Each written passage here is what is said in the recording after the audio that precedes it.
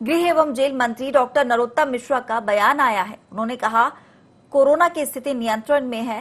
CM ने crisis management के लोगों से चर्चा की है। पिछले 24 घंटों में 7 नए मामले सामने आए हैं। वहीं मध्य प्रदेश में 140 एक्टिव केस हैं। कोरोना वैक्सीन को बताया अमृत की बूंद।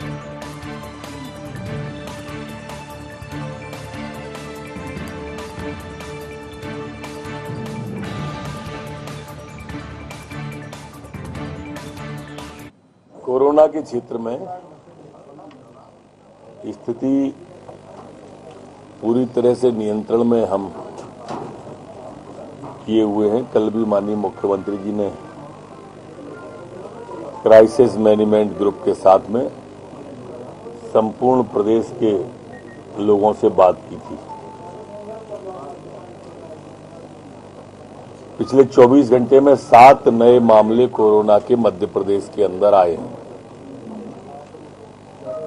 जबकि 18 लोग ठीक होकर अपने अपने घरों की ओर और गंतव्य की ओर गए।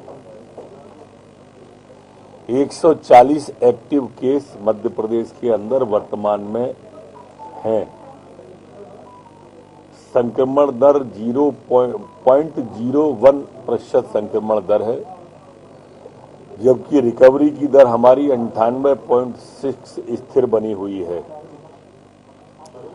कल कोरोना के जो सैंपल मध्य प्रदेश में लिए 63,422 सैंपल पूरे के पूरे प्रदेश में लिए गए। हिंदुस्तान के अंदर 75 करोड़ से अधिक लोग वैक्सीन लग चुकी है। माननीय मोदी जी को बहुत बधाई। हमारे यहाँ भी एक महाअभियान पुनः 17 तारीख से मुख्यमंत्री जी प्रारंभ करने वाले हैं और प्रदेश की अधिकांश आबादी कवर हो, ये लक्ष्य लेके हम कोरोना के चल रहे हैं। और मान्यता भी है कि कोरोना का अगर कोई अमृत की बूंदें हैं तो वो यही कोरोना वैक्सीन है। दूसरा विषय माध्यम से ध्यान में डालना चाहता था। खंडवा जिले में थाने के अंदर हवालात में नहीं, एक व्यक्ति की संदिग्ध मौत हुई है। किशन मानकर ओबीसी समुदाय से आते हैं। ये मोटरसाइकिल चोरियों के आरोप में अपने भाइयों के साथ में बंद थे, कमरे में थे। 4-5 मोटरसाइकिल भी बरामद हुई हैं, हो चुकी हैं, मतलब पिछले 2-3 दिन में। अपने भाई के साथ थे, जो भाई का कथन है कि उनको कोई सांस की दिक्कत आई थी। इसके बावजूद भी घटना की न्यायिक जांच के आदेश दिए हैं।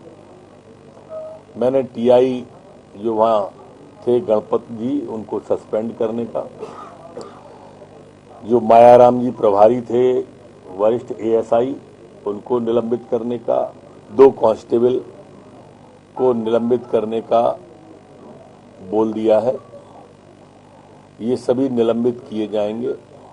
ये खरगोन जिले के बेड़िया गांव के रहने वाले थे।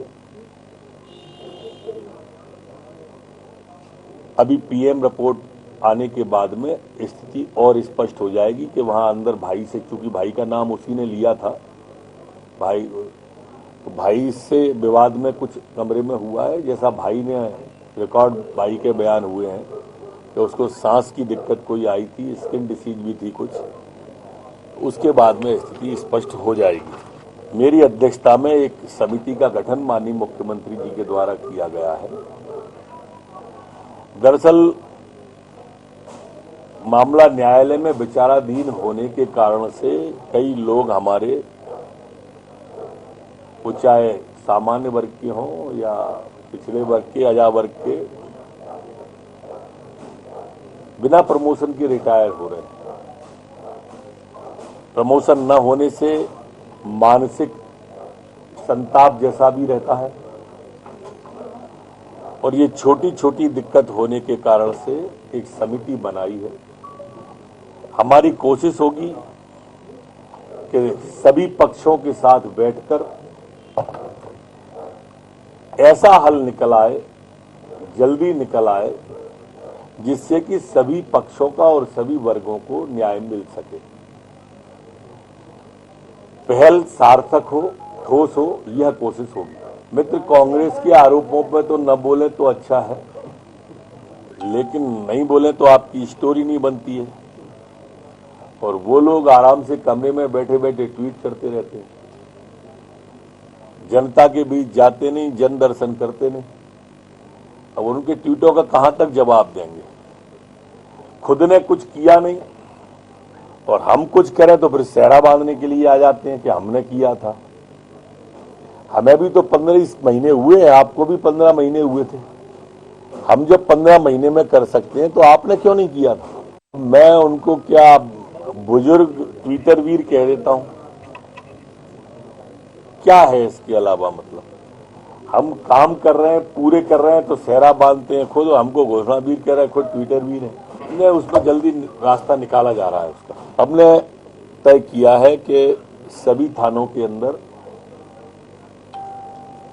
वृक्षारोपण का अभियान, उस थाने के प्रत्येक स्टाफ के नाम से वृक्ष लगेगा और पालने की जिम्मेदारी भी उन्हीं की होगी।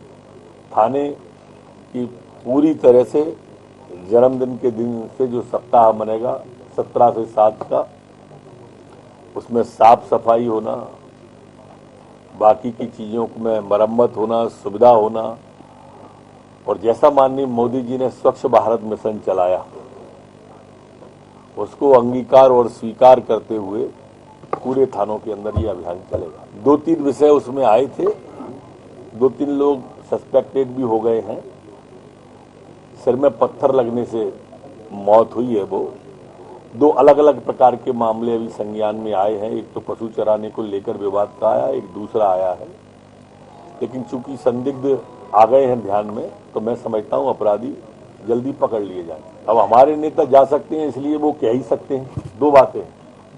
हमारे नेता जनता के बीच जा सकते हैं और वो सिर्फ कह सकते हैं। उनके संग ये दिक्कत है कि उनका दोनों नेता ऐसे हैं कि जो दंडदर्शन यात्रा पर निकल ही नहीं सकते। अब उनकी उम्र है, सारी दिक्कतें हैं, मैं ये नहीं कह रहा, तो फिर वो ट्वीट से भी जाएं क्या? और ऐसा जैसा आप कह रहे हो ऐसा वो 28 सीटों के चुनाव में ऐसे ही कहते रहे वो आखिरी तक। और ये स्थिति हो गई कि आखिरी में वोटिंग के बाद में निर्दलियों से संपर्क शुरू कर दिया था। परिणाम क्या आया? ये वही लोग हैं 28 सीटों के चुनाव के पहले कह रहे थे अगली विधायक दल की बैठक सीएम हाउस में होगी। ये वही लोग हैं जो कह रहे थे 15 अगस्त को झंडा। ये ख्याली पुलाव है, बना सकता। हाईकोर्ट का विषय है, उस पर मैं सीधी टिप्पणी नहीं